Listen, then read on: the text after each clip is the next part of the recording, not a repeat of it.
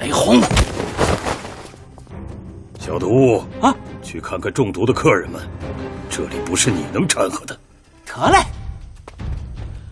许久不见，雷仙之境已练成了这火灼之术的第10重业火境，实在令我老头子很是欣慰啊。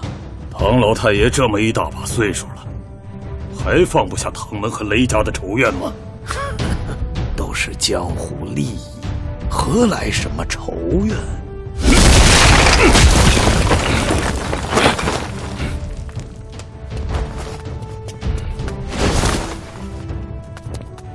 雷轰，你怎么会？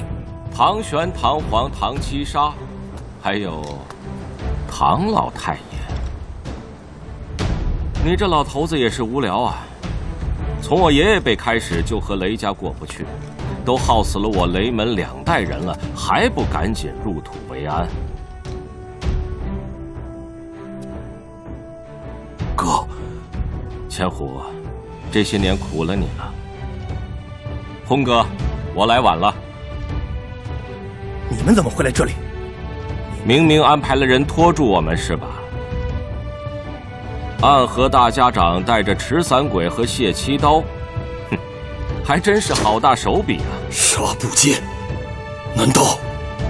轰哥，你教出了个好徒弟啊，和执伞鬼打得有来有回的。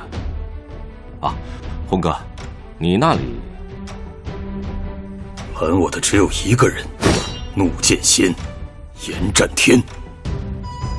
看样子你们都见到我们安排的对手了。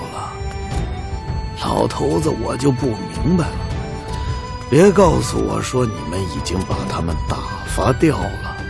哼，你们唐门有帮手，我们雷门就没有了吗？那日让你跑了，没想到你还敢来阻我。